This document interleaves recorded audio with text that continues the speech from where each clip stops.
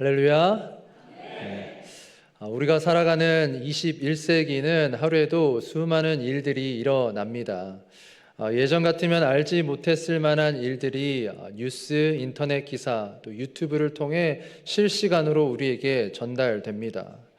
세상은 점점 더 빠르게 변하고 우리는 마치 모험을 떠나는 사람들처럼 하루하루를 살아갑니다. 이렇게 복잡하고 어지러운 세상에서 우리가 붙들 수 있는 오직 한 가지는 하나님의 신실하심 뿐입니다. 하나님의 신실하심이 아니면 우리는 단 하루도 살아갈 수 없는 존재입니다. 여호수아서는 성경에 하나님의 신실하심을 가장 잘 증언하는 책 중에 한 권입니다. 그 이유는 여호수아서는 하나님께서 수백 년 전에 아브라함에게 주셨던 약속이 어떻게 역사 가운데 성취되어지는지 보여주는 책이기 때문입니다. 하나님은 아브라함에게 너희 자손이 번성할 뿐만 아니라 약속의 땅을 기업으로 얻게 될 것이다 라고 말씀하셨습니다. 그리고 여호수아 때에 와서 그 약속이 실제로 이루어지게 되죠. 또 여호수아서는 성경 중에서 가장 역동적이고 가장 긴장감 넘치는 장면들이 가득한 책입니다. 때로는 민족과 민족이 전쟁으로 맞서고 때로는 한 개인의 선택이 한 나라의 운명을 좌우하기도 합니다. 이 모습을 가만히 살펴보면 마치 우리가 살아가는 이 시대와도 많이 닮아 있습니다. 우리의 삶 역시 수많은 도전과 선택 그리고 결정 앞에 믿음으로 싸워 나가야 하는 여정이기 때문이죠. 오늘 본문에 보면 이스라엘 백성들은 이제 가나안 땅 입성을 앞두고 있습니다. 이제 요단강을 건너가기만 하면 되는 아주 중요한 전환점에 서 있는데, 그런데 결정적인 한 가지 변화가 있습니다. 바로 모세가 죽고 이제 여호수아가 이스라엘의 지도자가 되었다라는 거예요. 모세의 뒤를 이어 새로운 리더가 된 여호수아는 지금 요단강 앞에 서 있습니다. 하나님은 한 시대를 마무리하고 새로운 시대를 여는 이 시점에 여호수아와 이스라엘 백성들에게 아주 의미심장한 말씀을 하십니다. 하나님께서 새로운 시대를 여는 이 여호수아와 이스라엘 백성들에게 하시는 말씀이 무엇인가? 오늘 본문을 통해 세 가지로 살펴보기를 원합니다. 첫 번째는 이스라엘 백성들의 하나됨을 강조하십니다. 오늘 2절에 보면 하나님이 여호수아에게 이렇게 말씀하세요. 내 종 모세가 죽었으니 이제 너는 이 모든 백성과 더불어 일어나 이 요단을 건너 내가 그들 곧 이스라엘 자손에게 주는 그 땅으로 가라. 여러분, 여기서 우리가 주목해야 하는 표현이 한 가지 있습니다. 너는 이 모든 백성과 더불어 일어나. 하나님은 여호수아에게 혼자 일어나서 가라고 말씀하지 않으셨습니다. 아니면 특정 지도자들, 아니면 특정 지파와만 가라고 말씀하지 않으셨고요. 모든 백성과 함께 더불어 일어나 가라고 말씀하셨습니다. 우리가 흔히 이스라엘을 이 단일 민족 공동체로 생각하기가 쉽습니다. 그런데 출애굽의 역사를 쭉 보면요, 그렇지 않습니다. 이 출애굽 당시 이스라엘 민족 안에는 히브리 민족뿐만 아니라 이방 민족들도 섞여 있었습니다. 출애굽기 12장 37절 38절 이스라엘 자손이 라암셋을 떠나서 숫곳에 이르니 유아 외에 보행하는 장전이 60만 가량이요 수많은 잡족과 양과 소와 심이 많은 가축이 그들과 함께 하였으며, 이 38절에 보면 잡족이라는 표현이 있죠. 영어로 보면 mixed multitude라고 합니다. 뜻은 히브리 민족뿐만 아니라 이 다양한 배경을 가진 이방 민족을 뜻합니다. 즉 광야 공동체는 혈통적으로 동일한 단일 민족 공동체라기보다는 하나님의 구원 사건 안으로 들어온 신앙 공동체라는 사실입니다. 그래서 가나안 정복은 히브리 민족 이스라엘 단일 공동체만 하는 것이 아니라 모든 백성들과 이 섞여 있는 이 무리들과도 함께 같은 보폭으로 같이 발맞춰 가야 하는 거예요. 그렇게 요단강을 건너서 가나안을 정복해야 합니다. 그렇다면 가나안 정복에 있어서 왜 하나됨이 중요합니까? 왜 하나님께서는 하나 되라고 강조하셨을까요? 그 이유는 그들이 곧 마주할 상황 때문입니다. 여러분, 가나안 정복은 다시 말해 전쟁입니다. 이 전쟁에서 승리하기 위한 중요한 요건이라고 한다면 군사력, 전술, 전략, 무기라고 할 수 있겠죠. 그런데 반대로 전쟁에서 패배하기 가장 치명적인 조건이 무엇인지 아십니까? 바로 내부의 분열입니다. 한 나라가 외부의 침략으로부터 무너질 때를 보면요, 대부분 이미 그 나라 안에 국력이 쇠퇴해 있어요. 부패로, 권력의 다툼으로, 갈등으로 인해 이미 나라가 붕괴 직전에 있는 경우가 많았습니다. 내부적으로 결속력이 있고 백성들이 일치 단결하면 아무리 다른 힘센 나라가 공격해 와도 쉽게 무너지지 않아요. 여호수아와 이스라엘 백성들이 치러야 하는 이 정복 전쟁은 하나님이 약속하신 전쟁, 다시 말해 성전입니다. 성전이라는 뜻은 거룩한 전쟁이죠. 즉 거룩한 전쟁에 참여하기 위한 조건이 있는데 바로 이스라엘 공동체 하나됨이라는 사실입니다. 하나 되지 못하면 아무리 이스라엘 백성들의 군사력과 전략과 전술이 뛰어나다 하더라도 이길 수 없습니다. 그래서 가나안은 백성, 하나님의 백성 전체가 들어가야 하는 약속의 땅입니다. 분명히 이스라엘 백성들 중에는 누군가는 믿음이 약하고 누군가는 두려움에 떠는 사람들도 있었을지 모릅니다. 그 중에 누군가는 지난 과거의 광야에서의 그 실패를 떠올릴지도 몰라요. 아니, 우리 38년 전에 가나안에 들어가려고 했는데 잘 안 됐잖아. 실패했잖아. 이번에도 가나안 정복을 하지 못하면 어떻게 하지? 그런데 하나님이 이때 여호수아에게 주시는 말씀이요, 모든 백성과 함께 믿음으로 나아가라입니다. 이스라엘 백성들은요, 요단강 앞에서 이 각자의 방식으로 움직이는 것이 아니라 누군가는 멀리 가고 누군가는 뒤처지고 누군가는 주저앉는 것이 아니라 함께 더불어 나아가야 했습니다. 여러분, 신앙생활은 혼자 할 수 없습니다. 믿음은 혼자 믿을 수 있어요. 예수 그리스도를 처음 믿을 때는 혼자 믿을 수 있지만요, 예수를 믿고 난 이상 신앙생활은 혼자 할 수 없습니다. 반드시 공동체 안에서 이루어져야 합니다. 교회 안에서 신앙생활 하실 때 내가 혼자가 아니라 우리는 한 몸으로 연결된 공동체다라는 사실을 반드시 기억하셔야 합니다. 혹시 우리 안에 누군가요? 내가 보기에 좀 별로 탐탁치 않고 마음에 들지 않고 조금 부족해 보이거나 아니면 나랑 너무 달라 보여서 마치 출애굽기 12장에 나오는 잡족과 같은 사람이 있습니까? 하나님은요, 오늘 여러분들에게 말씀하십니다. 그 사람과도 함께 가라. 그 사람도 같이 손을 잡고 함께 일어나 걸어가라고 말씀하십니다. 여러분, 우리가 함께 울고 웃을 때 믿음 안에 함께 거하며 하나 될 수 있습니다. 갈라디아서 6장 2절에 바울이 너희가 짐을 서로 지라 그리하여 그리스도의 법을 성취하라. 이것을 현대인의 성경으로 보면요, 서로 짐을 짐으로써 그리스도의 사랑의 법을 실천하라고 말씀합니다. 바울이 말하는 바는 누군가 한두 사람이 순종해서 하나님의 약속을 이루는 것이 아니라 서로 짐을 지고 내 속도가 아니라 공동체의 속도에 맞춰 갈 때 비로소 함께 약속의 땅을 밟는 은혜를 누리게 된다라는 말씀입니다. 오늘이 여러분 2월 22일 주일이죠. 오늘이 이제 주일인데 이 동계올림픽, 밀라노에서 열리는 동계올림픽 마지막 날입니다. 며칠 전이에요. 올림픽 쇼트트랙 여자 계주 3000m에서 대한민국 여자 대표팀 선수들이 8년 만에 금메달을 땄습니다. 그동안 이 쇼트트랙 여자 계주 3000m는 사실 금메달을 단골로 따는 종목입니다. 압도적으로 강세를 보여온 종목이에요. 이번 올림픽 말고 지난 올림픽까지 9번에서 무려 6번을 우승을 했습니다. 그런데 지난번 베이징 올림픽에서는 이 대표팀 내 파벌과 갈등으로 인해서 최고의 전술을 알고도 그 전술을 쓸 수 없었어요. 계주팀 선수 중에 최민정 선수와 심석희 선수가 서로 미묘한 그 관계 갈등으로 인해서요, 결국 서로 접촉하지 않는 순번으로 이제 전략을 짰는데 그게 최고의 전략이 아니라 차선책인 거예요. 그래서 지난번에는 은메달을 땄습니다. 그런데 이 선수가 이번에 대회를 앞두고요, 두 손을 잡았습니다. 그동안에 앙금을 풀고 화해했어요.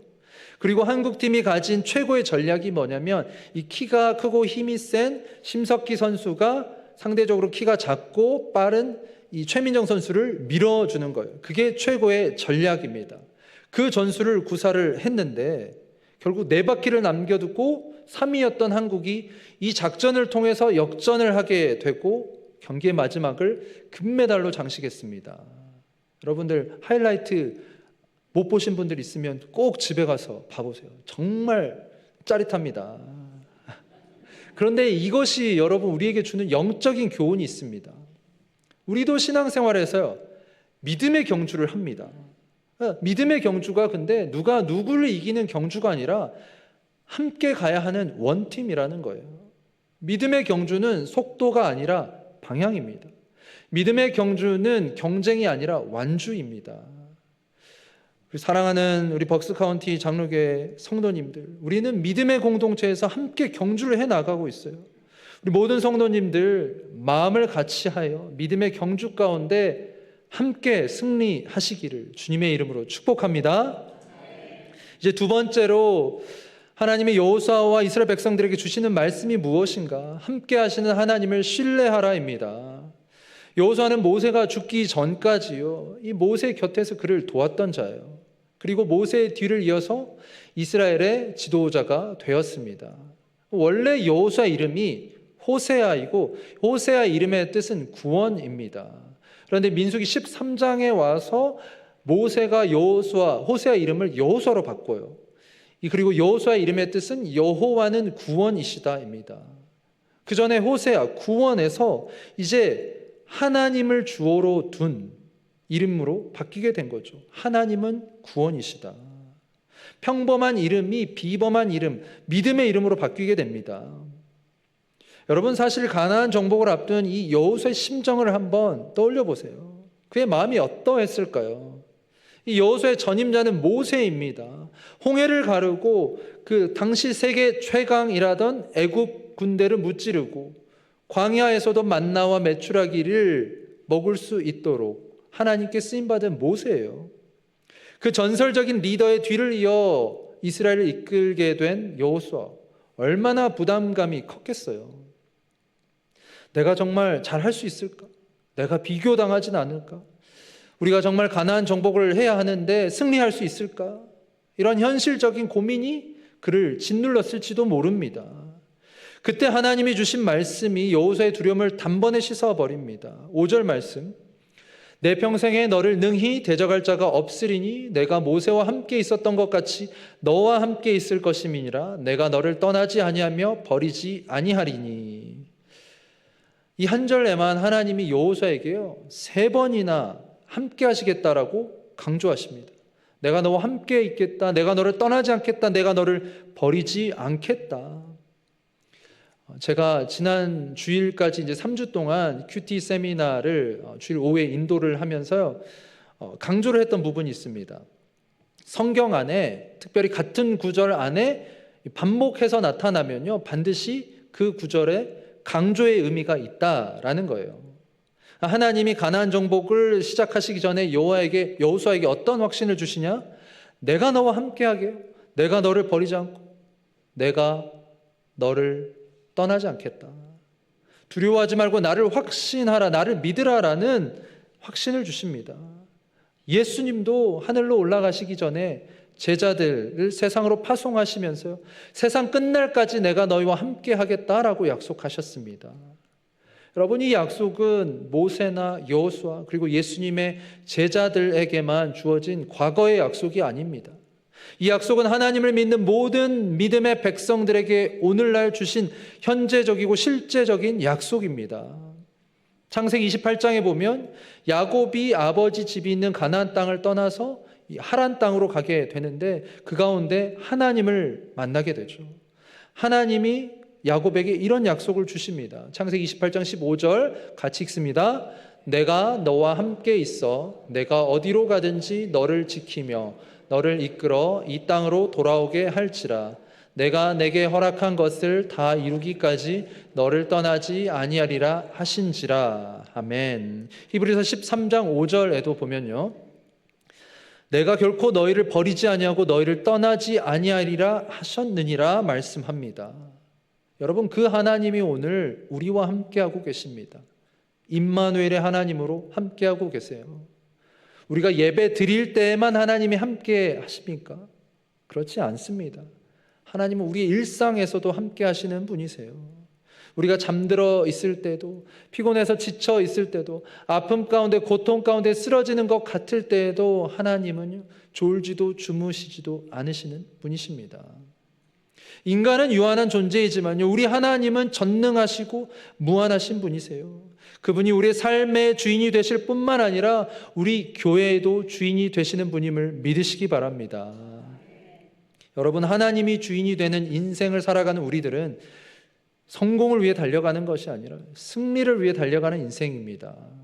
그리고 그 승리의 비결은 하나님과의 동행에 있습니다. 하나님이 우리와 동행하시면 우리가 두려워할 이유가 없어요. 하나님이 모세와 함께 하셨을 때 그 누구도 모세를 막지 못했습니다. 왜요? 전능하신 여호와 하나님의 능력이 모세와 함께 했기 때문입니다.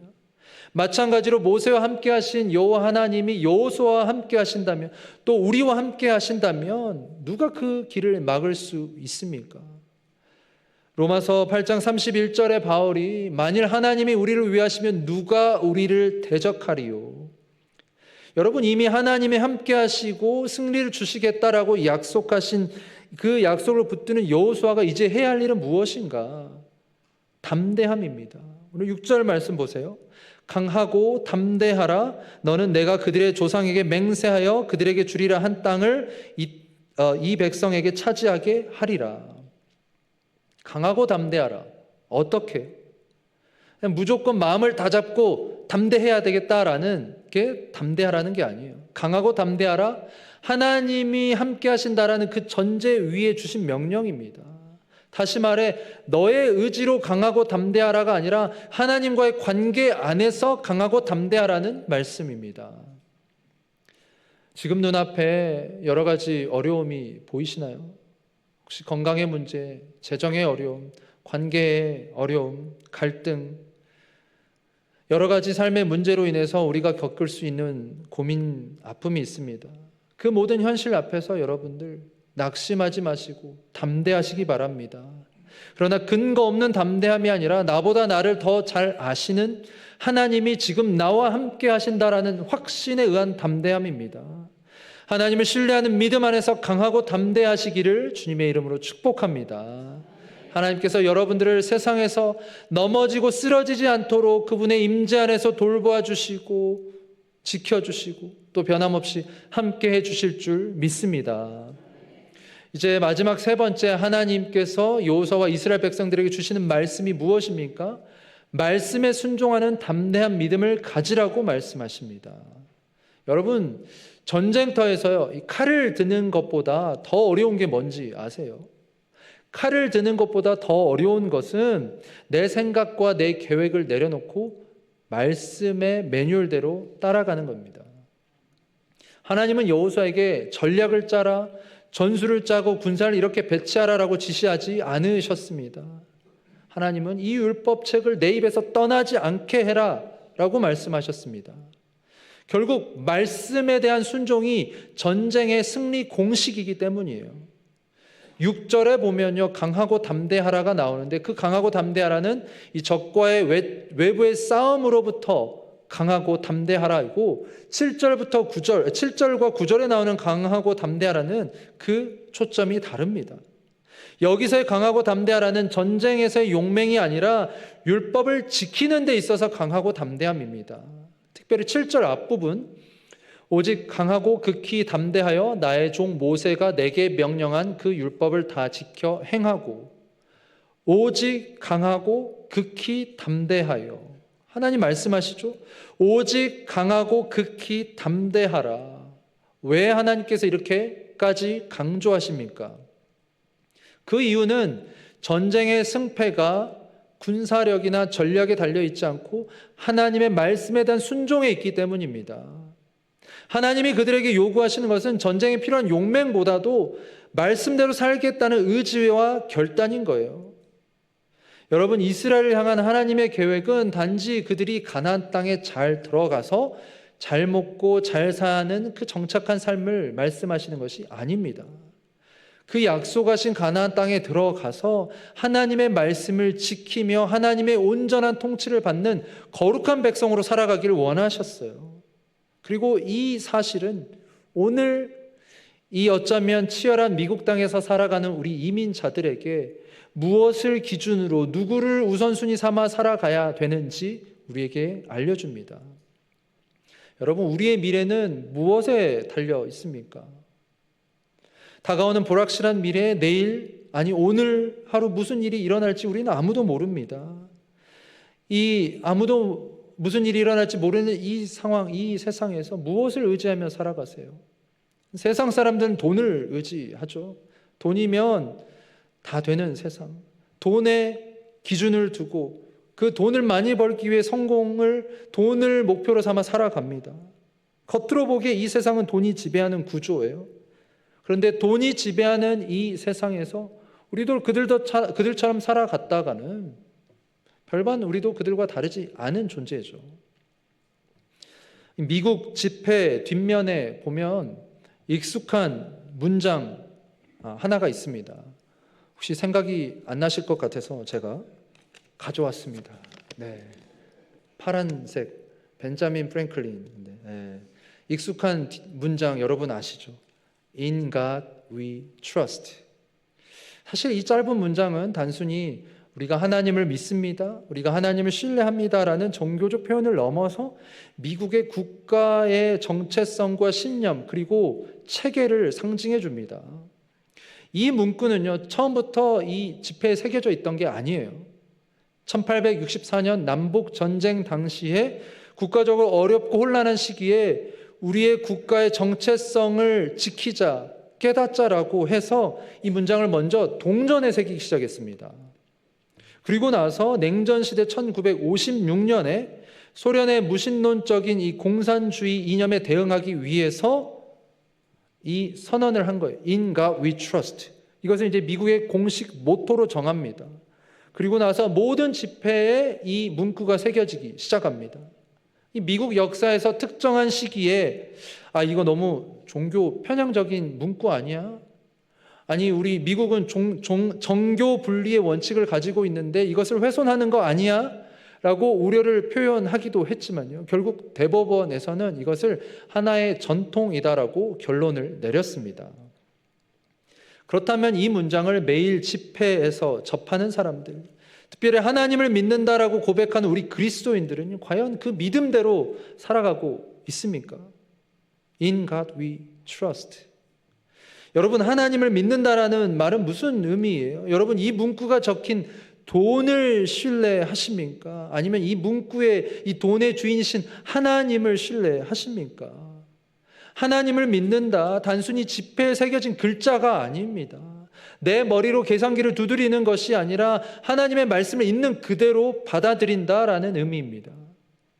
돈이 다스리는 인생이 아니라 하나님이 다스리시고 하나님이 주인이 되는 삶을 살아가기 위해 우리에게는 말씀이 필요합니다. 말씀대로 살아야 해요. 그런데 말씀대로 살아가는 것이 쉽지 않죠. 때로는 손해를 봐야 하는 것처럼 보이고요, 내 것을 내려놔야 하고 포기해야 하고 희생하고, 이 세상의 기준으로 보면요, 불이익을 당하는 것 같이 보입니다. 그럼에도 불구하고 하나님은 강하고 담대하게 율법을 지키라라고 말씀하십니다. 그리고 이것은 우리의 의지로 버티는 것이 아니라 하나님을 신뢰하라는 믿음의 결단을 요구하시는 명령입니다. 사실 여호수아서를 자세히 보면요, 이 책은 전쟁에 관한 이야기라기보다는 거룩과 순종에 관한 책입니다. 이 가나안 정복의 승패는 군사력이나 전술에 달려 있는 것이 아니라 이스라엘 백성들이 하나님을 얼마나 순종하느냐에 달려 있는 거예요. 말씀에 대한 순종이 전쟁에서 이기느냐 지느냐, 전쟁의 승패를 가릅니다. 그렇다면 우리는 여기서 한 단계 더 나아가서 생각해 보아야 합니다. 말씀에 대한 순종, 이 말씀에 대한 순종이 곧 하나님께서 세우신 영적 질서에 대한 순종과 그 하나님의 인도하심에 대한 순종이라는 사실 여러분 아십니까? 하나님께서 공동체를 세우실 때요, 반드시 리더를 통해서 공동체를 이끌어가게 하십니다. 그리고 그 공동체에 속한 성도들은 리더를 통해서 선포되는 하나님의 말씀과 방향에 순종하며 나아가도록 부르심을 받은 거죠. 그래서 부르심을 받은 성도들의 모임이 교회입니다. 여호수아 1장 후반부에 보면요, 요단 동편에 있는 지파들이 여호수아에게 찾아와서 이렇게 말을 합니다. 1장 17절 말씀 같이 읽겠습니다. 우리는 범사에 모세에게 순종한 것 같이 당신에게 순종하려니와 오직 당신의 하나님 여호와께서 모세와 함께 계시던 것 같이 당신과 함께 계시기를 원하나이다. 아멘. 여러분, 여기서 순종은요, 강압적이거나 맹목적인 복종이 아닙니다. 하나님을 향해 순종하겠습니다. 이 요단 동편 지파들이 여호수아에게 찾아와서 모세에게 우리가 순종한 것처럼 우리가 당신에게도 순종하겠습니다.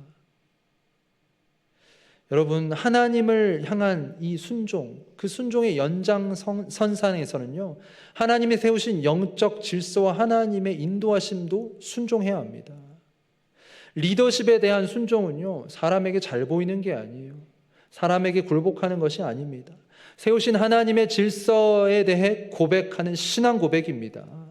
여러분, 그렇게 하나님의 질서에 대해서 순종하고 그 하나님의 인도하심을 존중할 때, 그렇게 할 때 하나님께서는요, 내가 어디로 가든지 내가 형통하겠다라고 축복의 말씀을 해주십니다. 우리 공동체가 한 마음 한 뜻으로 말씀에 순종하면서 하나님께서 세우신 영적 질서 안에서 함께 나아갈 때 그 공동체는요, 승리를 경험하게 됩니다. 우리 여러분들 한 분 한 분이 하나님의 말씀에 먼저 순종하시고 또 말씀을 따라 공동체를 이끌어가는 리더십에도 순종하시기를 주님의 이름으로 축복합니다. 이제 말씀을 맺겠습니다. 오늘이 제가 우리 교회의 이제 마지막 날입니다. 제가 이제 설교를 준비하면서 미국에 언제 왔는가라고 생각을 해보니까 제가 2016년 1월 21일에 왔습니다. 오늘이 2026년 2월 22일, 그러니까 10년 하고 한 달 하고 하루가 지났습니다. 한참 사역하면서 아이들 키울 때는 정신없이 살아가고 그때는 몰랐는데 지난 미국에서 10년의 삶을 돌아보니 다 하나님 은혜구나라고 깨닫게 되었습니다. 제가 미국에 와서 우리 교회 포함해서 세 교회에서 4분의 담임 목사님을 모셨어요. 우리 성도님들 다 아시겠지만 제가 이 교회에 부임했을 때가 참 교회적으로 어려운 시기였습니다. 이전 담임 목사님의 그 리더십의 어려움, 그리고 사임, 공석 이후에 교회의 질서와 원칙이 무너지고요. 참 그때가 제 사역의 가장 큰 위기였던 것 같습니다. 하루하루 말씀 준비하면서 버틴 것 같아요. 하루하루 말씀 준비하고 설교하면서 버텼습니다. 한편으로는 내가 이 부르심의 길을, 이 사역의 길을 평생 가지 못할 수도 있겠다라고 생각을 했었습니다. 지나고 나서 돌아보니 제 인생의 광야와 같은 그 시간에도 하나님은 저를 단 한 번도 떠난 적이 없으세요. 그리고 유성원 목사님 작년 9월에 오시고 나서 우리 성도님들 다 아시겠지만 교회가 정말 많이 안정되었습니다. 사실 안정을 넘어서 이제 회복하고 부흥하며 도약을 우리가 준비하고 있습니다. 예배가 살아나고 있고 또 예배 가운데 눈물과 웃음과 기쁨이 있고 또 성도님들의 얼굴이 밝아지고요. 무엇보다도 우리 교회 안에 무너졌던 원칙과 질서가 다시 세워지고 있습니다. 사실 개인적으로는요, 너무 바빴습니다. 유성원 목사님 오셔서 목사님이 커피를 좋아하세요. 그래서 아침에 출근하면 저랑 박재성 목사님 항상 커피 타서 같이 마시고 1시간 반씩 같이 앉아서 교회 이야기, 사역 이야기, 또 성도님들 이야기 하며 그렇게 시간을 보냈고요. 또 시간 지나면 신방하고 또 설교 준비하고 또 맡은 행정 이것저것 또 사역하느라고 그 어느 때보다 바쁜 시간을 보냈습니다. 그런데 어느 날 문득 저에게요, 이런 마음이 드는 거예요. 아, 내가 회복되고 있구나. 더 이상 상처와 아픔이 아니라 제 안에 회복과 감사와 기쁨이 있었습니다. 그리고 무엇보다도 목사로서의 정체성이 다시 회복되면서 보람이 느껴졌습니다.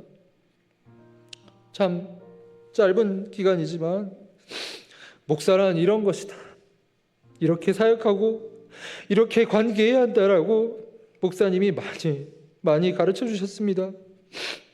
이 자리를 빌어서 유성원 목사님에게 진심으로 감사드리고, 목사님을 더 옆에서 모시지 못해서 죄송한 마음이 있지만 하나님께서 우리 교회 목사님을 통해서 더 크고 놀라운 새 일을 행하실 줄 믿습니다. 제가 우리 교회 성도님들에게 마지막으로 부탁드리고 싶은 말씀은, 우리 교회에 좋은 목사님 오셨습니다. 다른 교회에 가서 모시려고 해도 모실 수 없어요. 우리 교회에 진짜 좋은 목사님 오셨습니다. 목사님의 품는 그 선한 리더십 아래서 여러분들 말씀에 은혜 받으시고 감사하고 행복하게 신앙생활을 하셨으면 좋겠습니다. 그래서 과거에 아픈 상처, 쓴풀이 있으면 다 털어버리시고 우리 서로 존중하면서 하나 되는 공동체를 이루기를 주님의 이름으로 소망합니다. 그래서 우리 교회가 또 우리 성도님들 세상 끝날까지 함께 하시겠다라고 약속하신 그 하나님의 말씀을 신뢰하시고 또 순종하심으로 앞으로 보여주실 그 약속의 땅을 담대하게 믿음으로 걸어가시는 우리 성도님들 다 되시기를 주님의 이름으로 간절히 축원합니다. 아멘. 하나님 참 감사합니다. 오늘 말씀을 통해서 우리가 혼자가 아니라 함께 믿음의 길을 걸어가야 하는 한 공동체임을 깨닫게 하시니 감사합니다. 주님의 핏값으로 사신 이 벅스카운티 장로교회, 주께서 친히 주인이 되어주시니 우리 안에 소망이 있습니다. 주님 오시는 그날까지 우리가 함께 웃고 함께 울며 하나님을 예배하는, 신뢰하는 공동체 되게 도와주시고, 무엇보다도 말씀 앞에 담대히 순종하며 하나님이 원하시고 기뻐하시는 교회로 아름답게 세워지도록 인도하여 주시옵소서. 특별히 기름 부어 세워주신 유성원 목사님에게 여호수아와 같은 리더십 더하여 주시고, 사람이나 환경이 아니라 하나님 한 분만을 의지하며 하나님의 귀한 도구로 쓰임받는 목사님으로 세워주시옵소서. 그렇게 하실 주님께 모든 감사와 영광 올려드리며 살아계신 예수님의 이름으로 기도드리옵나이다. 아멘. 아멘. 우리 귀한 말씀